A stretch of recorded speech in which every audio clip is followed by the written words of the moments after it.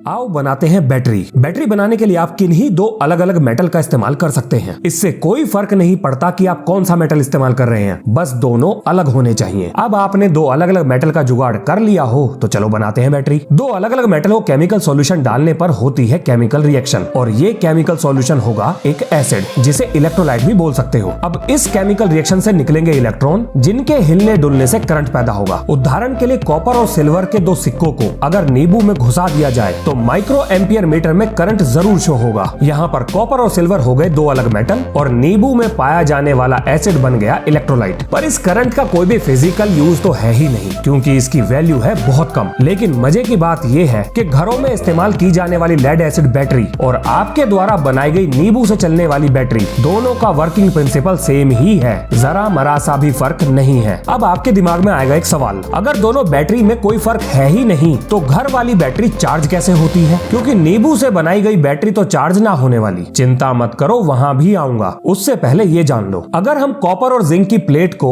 Sulphuric acid में डाल दें तो इससे होने वाली केमिकल रिएक्शन से इलेक्ट्रिकल एनर्जी पैदा होगी, और ये एनर्जी छोटे मोटे काम करने के लिए इस्तेमाल की जा सकती है। अब देखो, नींबू की बैटरी से हम एक स्तर ऊपर आ गए हैं, करंट की वैल्यू थोड़ी बढ़ गई है, और इसके पीछे मुख्यतः दो कारण है। सल्फ्यूरिक एसिड नींबू में पाए जाने वाले सिट्रिक एसिड से ज्यादा बेहतर इलेक्ट्रोलाइट है, और दूसरा कारण है सल्फ्यूरिक एसिड में केमिकल रिएक्शन होने की गति। नींबू में पाए जाने वाले सिट्रिक एसिड की मदद से होने वाली केमिकल रिएक्शन सल्फ्यूरिक एसिड के मुकाबले धीरे होगी। चलो जी, इतना समझ में आ गया तो अब बढ़ते हैं आगे। आज से लगभग 200 साल पहले इटली के महान वैज्ञानिक एलेजेंड्रो वोल्टा ने दुनिया की पहली बैटरी बनाई थी, जिसका नाम था वोल्टिक पाइल, और इसे आप घर में भी बना सकते हो। करना ही क्या है अभी बता देता हूँ। एक जिंक की प्लेट लो और तेज नमक के पानी में कपड़े को भिगोकर उस जिंक की प्लेट पर रख दो। उसके बाद रखो कॉपर की प्लेट और बना दो इसका एक टावर। लो जी, बन गई आपकी बैटरी। एलेजेंड्रो वोल्टा के द्वारा बनाई गई बैटरीज में से कुछ तो 6 फुट की लंबाई तक थी, पर इनसे जुड़ी थी एक बड़ी समस्या। इनका पावर आउटपुट था बहुत कम, और केमिकल रिएक्शन पूरा होने के बाद ये ना थी किसी भी काम की। पर ऐसा क्यों, अभी बताता हूँ। जैसा कि आप इस एक्सपेरिमेंट में देख सकते हो, थोड़े समय बाद जिंक की प्लेट केमिकल रिएक्शन की वजह से पूरी तरह से खराब हो चुकी है। लेकिन अपने को चाहिए एक ऐसी बैटरी जिसे हम बार बार चार्ज कर सकें, और क्योंकि हम इस तरह की बैटरी को चार्ज नहीं कर सकते,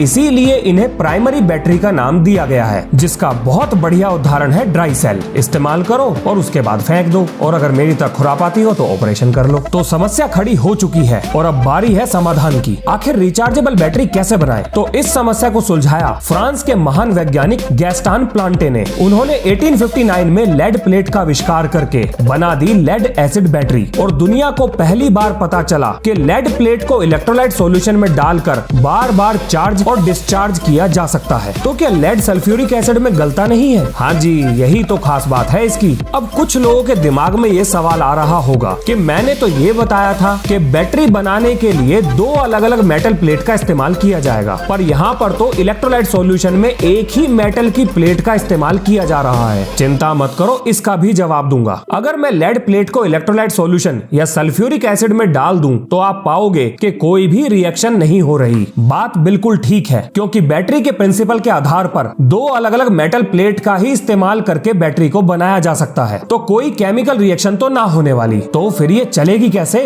भाई साहब, अब हम करेंगे ड्रामा, या आप हेरा फेरी भी बोल सकते हो, जिस काम में हम लोग बहुत एक्सपर्ट हैं। आओ समझाता हूँ पूरा माजरा क्या है। क्यों ना हम कुछ ऐसा करें कि एसिड सॉल्यूशन को ये लगे कि ये दोनों मेटल प्लेट अलग अलग धातु की बनी हुई है। क्या हम ऐसा कर सकते हैं? अरे बिल्कुल कर सकते हैं। मक्कारी, नालायकी, कामचोरी, आलस, इस सब में तो हम एक्सपर्ट हैं। अब देखो खुरापाती दिमाग का कमाल। इन दोनों लेड की प्लेट को सल्फ्यूरिक एसिड सॉल्यूशन में डाल देते हैं और लगा देते हैं इनसे एक चार्जर, जैसा कि आपका इन्वर्टर। जब आप लेड की दो मेटल प्लेट को पॉजिटिव और नेगेटिव चार्ज की सप्लाई देते हो तो ये पूरा प्रोसेस कहलाएगा चार्जिंग, जैसा कि हमारे घर में इस्तेमाल होने वाले इन्वर्टर करते हैं। यहाँ पर एक चीज जान लो, हम इलेक्ट्रिसिटी स्टोर नहीं कर रहे हैं, बल्कि हम मेटल प्लेट में इलेक्ट्रिसिटी की मदद से केमिकल रिएक्शन करा रहे हैं, और इस केमिकल रिएक्शन की वजह से आएंगे लेड की मेटल प्लेट में बदलाव। चार्जर से आने वाला करंट इन दोनों मेटल प्लेट के रूप में ला रहा है परिवर्तन। हाँ जी, आपने बिल्कुल ठीक सुना। मेटल प्लेट बिल्कुल सेम है, लेकिन इलेक्ट्रिसिटी की मदद से की जाने वाली केमिकल रिएक्शन की वजह से ये अलग अलग धातु का रूप ले लेंगी। लो जी, शुरू हो गया ड्रामा।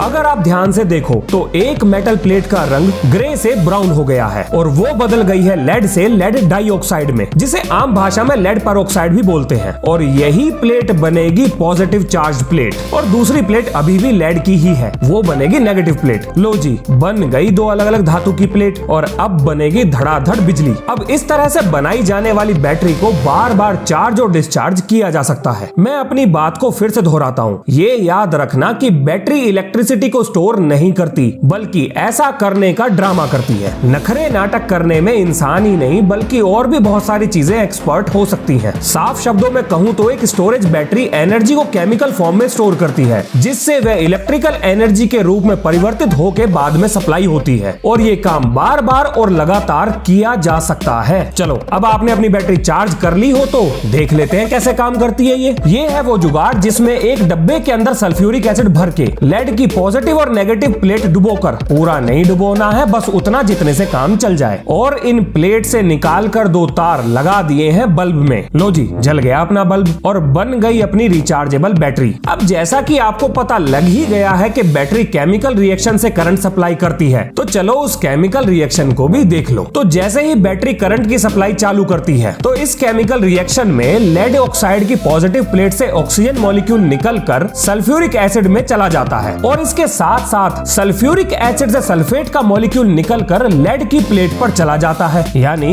हो रही है अदला बदली ऑक्सीजन और सल्फेट मॉलिक्यूल की, और जैसे ही दोनों प्लेट लेड सल्फेट में बदल जाएंगी, करंट की सप्लाई रुक जाएगी और अपना बल्ब भी बंद हो जाएगा। अब ऐसी स्थिति को हम कहेंगे कि बैटरी डिस्चार्ज हो चुकी है। चलो एक काम करते हैं, इस बल्ब की जगह पर लगा देते हैं एक चार्जर। अब लेड की प्लेट से सल्फेट मॉलिक्यूल निकलकर वापस चला जाएगा हाइड्रोजन के पास, और पानी में से ऑक्सीजन निकलकर वापस चला जाएगा लेड की पॉजिटिव प्लेट पर, और वापस चार्ज हो जाएगी अपनी बैटरी। तो इस तरह से काम करती है रिचार्जेबल बैटरी। बात करूं ड्राई रिचार्जेबल बैटरी की, तो उनका वर्किंग प्रिंसिपल भी सेम ही है। केमिकल और मेटल प्लेट अलग हो सकती है, लेकिन प्रिंसिपल ना बदलने वाला। ये तो थी सारी थ्योरेटिकल बातें। अब बारी है असली बैटरी पर हाथ साफ करने की। अगर मैं अपने ज्ञान के आधार पर घर में एक बैटरी बनाऊं और दूसरी बैटरी बाजार से खरीद के लाऊं, तो दोनों से बराबर क्षमता के बल्ब को जलाने पर हमारे द्वारा घर में बनाई गई बैटरी का पत्ता जल्दी ही कट जाएगा। बोले तो फिनिश, लेकिन बाजार से खरीदी हुई बैटरी करेगी धड़ाधड़ काम। तो चलो इसका कारण भी जान लेते हैं। इसका मेन कारण है लेड की प्लेट। अब आप सोच रहे होंगे कि जब दोनों बैटरी में हमने सेम धातु का इस्तेमाल किया तो उनकी इलेक्ट्रिकल एनर्जी सप्लाई करने की क्षमता में इतना अंतर क्यों है। देखो, जो बैटरी मेरे द्वारा बनाई गई थी उसमें सिर्फ 2 ही प्लेट थी, लेकिन जो बैटरी बाजार से हम खरीद के लाए हैं उसमें लगी हैं ऐसी बहुत सारी प्लेट, जिसके परिणाम स्वरूप बहुत देर तक केमिकल रिएक्शन होगी, और ज्यादा देर तक केमिकल रिएक्शन होने की वजह से इलेक्ट्रिकल एनर्जी की सप्लाई भी ज्यादा देर तक मिलती रहेगी। अगर मैं अपने द्वारा बनाई गई बैटरी की पॉजिटिव प्लेट से लेड ऑक्साइड को रगड़कर साफ कर दूं और उसकी मात्रा को बाजार से लाई गई बैटरी की पॉजिटिव प्लेट पर चढ़े हुए लेड ऑक्साइड से कंपेयर करूं, तो हमारे द्वारा तैयार की गई लेड की प्लेट पर चढ़े हुए ऑक्साइड की मात्रा होगी बहुत कम। आइए जानते हैं बाजार से आने वाली लेड एसिड बैटरी की प्लेट कैसे तैयार की जाती है। इस जालीदार ढांचे को बोलते हैं लेड कास्टिंग, और इसमें लेड मेटल को भरकर उसकी प्लेट तैयार की जाती है। अब इस तरह की प्लेट बनाने से फायदा क्या हुआ? क्योंकि इस तरह की प्लेट में लेड ज्यादा ठोस नहीं है, तो इलेक्ट्रोलाइट प्लेट के ज्यादा अंदर तक जाकर ज्यादा से ज्यादा लेड की मात्रा को लेड पेरोक्साइड में परिवर्तित कर देता है, जिसकी वजह से होगी ज्यादा देर तक केमिकल रिएक्शन और मिलेगी लंबे समय तक बिजली की सप्लाई। अब बाजार से लाई गई बैटरी में ऐसी बहुत सारी प्लेट का एक साथ इस्तेमाल किया जाता है, जबकि हमारे द्वारा बनाई गई बैटरी में सिर्फ 2 ही प्लेट का इस्तेमाल किया गया था। हमेशा याद रखिएगा, दुनिया की पहली बैटरी और आज की मॉडर्न बैटरी